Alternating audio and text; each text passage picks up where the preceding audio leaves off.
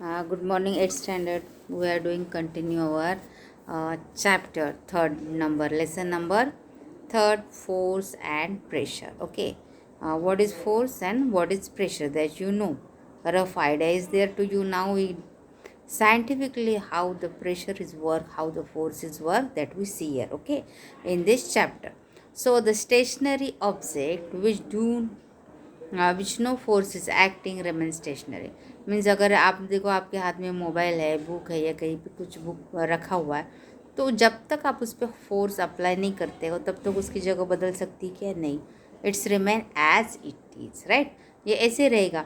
N object is motion continue to move with the same speed and direction when no force acting in an object. This is the Newton's first law.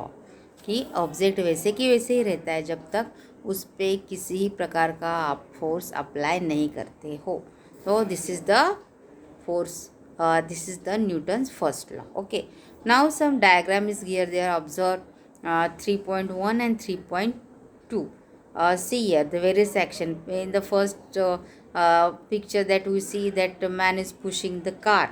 In second one, that boy is dragging his dog. Okay, but he is not listening. In third picture, that boys kicks the ball.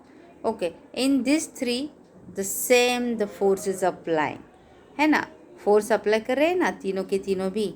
So we see here there are types of force, contact and non contact force. जो contact direct contact से होने वाला force, उसकी क्रिया, और ये non contact वो कैसे अप्लाई फोर्स होता है वो हम देखेंगे. In figure 3.1 a car moves in forward direction when a man applies a force from behind. वो पीछे से जब धक्का लगा रहा है उसको तब वो कार आगे चल रही. Result reluctant dog is being pulled by his master. ये पुल कर रहा है ना, उसको खींच रहा है अपनी तरफ. ये पुल कर रहा है डॉग को ड्रैग कर रहा है अपनी तरफ. The boy is playing football is kicking the ball away.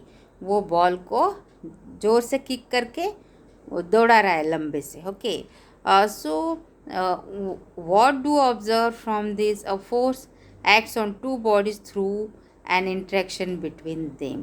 तो ये फोर्स एक्ट कैसे होता है? There is the interaction between two bodies.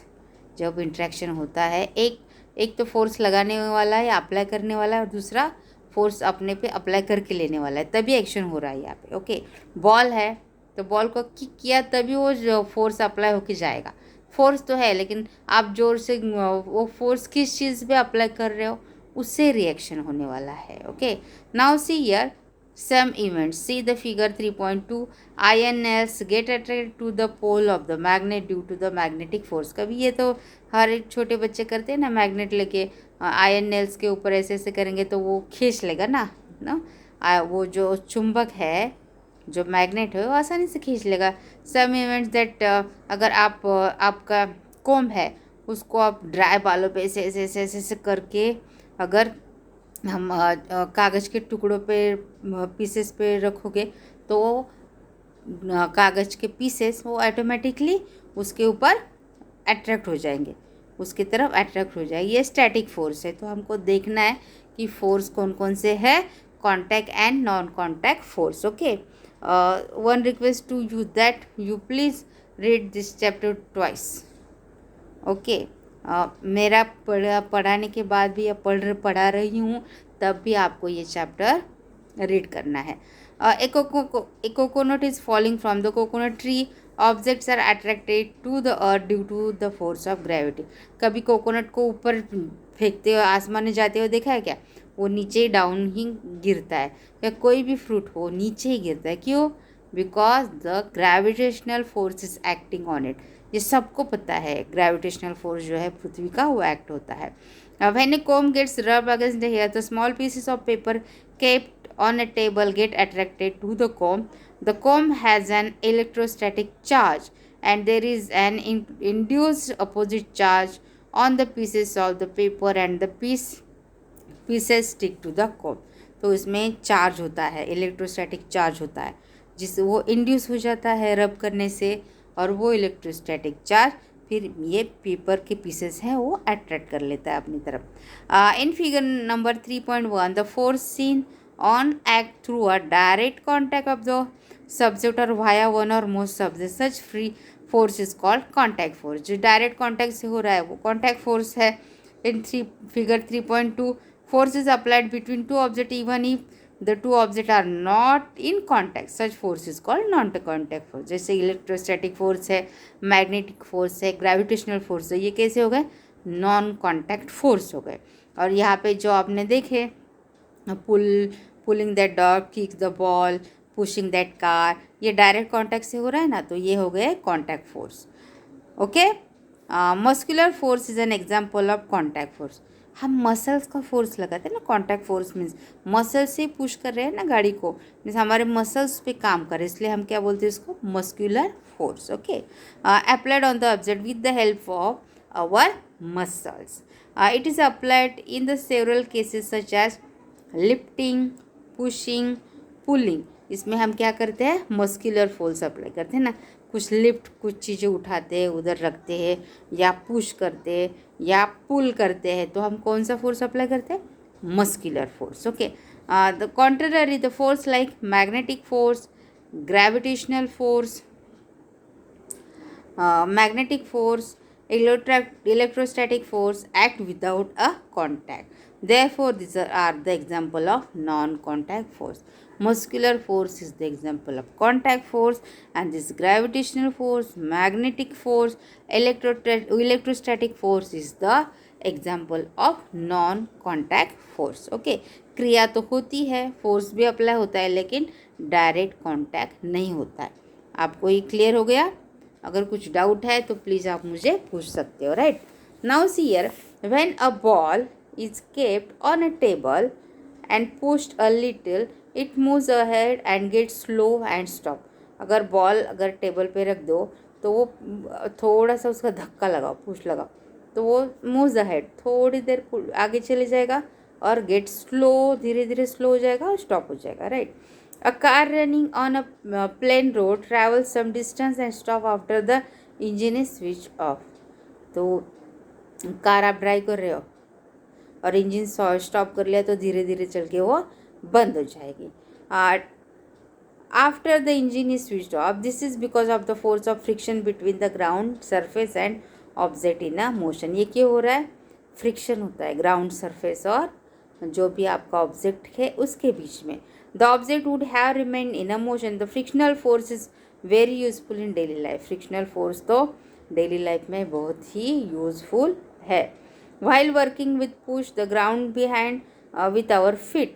In the absence of friction, we will slip and will not be able to walk. होता है ना, कभी देखा है? केले का पिल ऐसे ही रास्ते में डालते हैं लोग, उसमें से आपका पाँव पड़ा तो आप झट से गिर जाते हो, क्योंकि यहाँ पर फ्रिक्शन नहीं होता है, फ्रिक्शन की कमी हो जाता है, इट्स बिकम स्लीपरी. तो वहाँ पे फ्रिक्शन अप्लाई नहीं करते तो आप गिर जाते हो. Okay. I think so many of us experienced that all. Right. All those objects in motion have a frictional force acting on them which is acting in the direction opposite to the direction of motion. जो आपका direction motion का है चलने का, उसके opposite वो friction काम करता है, उसका डायरेक्शन अपोजिट होता है. इसके लिए तो हम चल सकते हैं, भाग सकते हैं, दौड़ सकते हैं, कुछ भी कर सकते हैं. You must have seen that one tends to slip over banana peel on the street. Similarly one can slip due to mud. जैसे कि पील से भी आप गिर जाते हो, वैसे मड से भी गिर जाते हो. Both these examples occur due to the reduced friction. ये दोनों भी एग्जाम्पल रिड्यूस्ड फ्रिक्शन के ही है. Make a list of some more examples in which contact and non contact force are applied.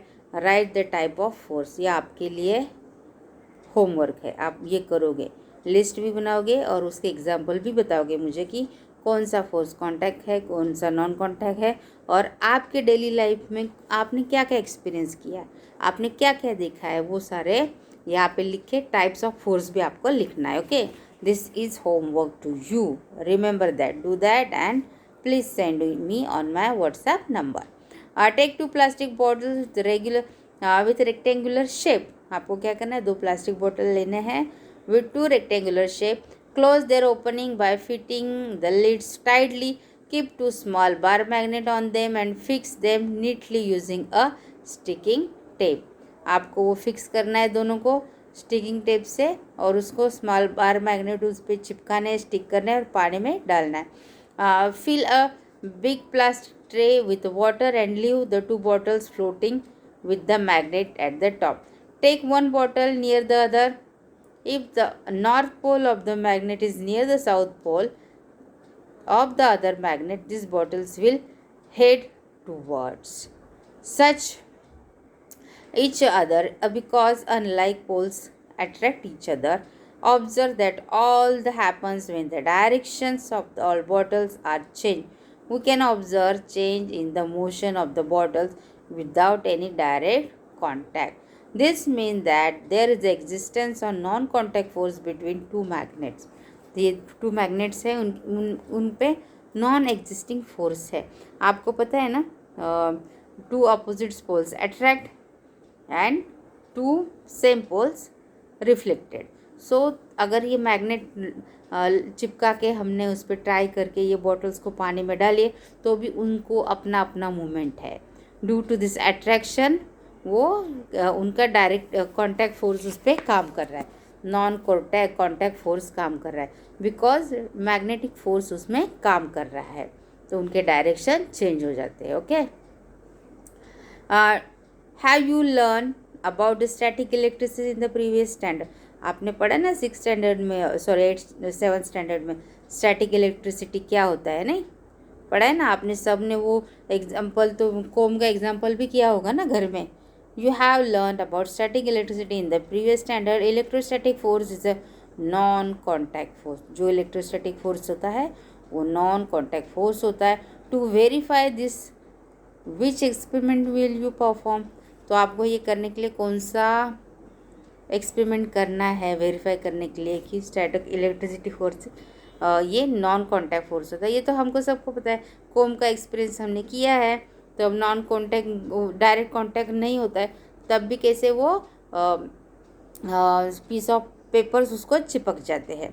Balance and unbalance force is the next one. Balance and unbalance force, contact force, non-contact force, and this is balanced and unbalanced force. Take a cardboard box, tie thick string to its 2 sides and keep it on the smooth table as shown in figure 3.4. Take a string on both the sides of the table. Tie the weaving pans to the ends of equal masses in the both pans. The boxes does not move on the table.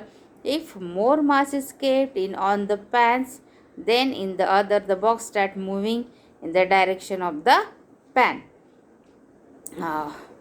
Equal gravitational force act on the both the pans when equal masses are kept in them. This means the balance force act on the boxes with the effective force equal to 0, as they are the acting the opposite direction. On the contrary, if more mass is kept in on the path, then in the other the boxes start moving in the direction of the pan with more mass. When unequal force are applied to the box on 2 sides, the unbalanced force act on the box, resulting the imparting the motion to the box. अगर आपने ये देखा है, ये table लिया है उसने, एक बॉक्स लिया है, और वो टेबल और बॉक्स के नीचे ये 2 पैन रखे हैं, और पैन में अगर इक्वल फोर्स है तो वो बॉक्स ऐसे ही रहेगा. अगर पैन में जो फोर्स है, मास जो रखेंगे, वो कम और ज़्यादा हो गया तो जहाँ ज़्यादा है उस तरफ वो बॉक्स खींचा चला जाएगा, जहाँ पे कम है वहाँ पे नहीं होगा. तो ये एक फोर्स है, बैलेंस और अनबैलेंस फोर्स. यहाँ तक आप पढ़ो. ये आपको कुछ समझ में नहीं आया तो आप मुझे डायरेक्टली पूछ सकते हो. ओके. आपको जो होमवर्क दिया है वो आपको होमवर्क करना है और मेरे व्हाट्सएप नंबर पर आपको भेजना ही है. Till then, goodbye, be safe.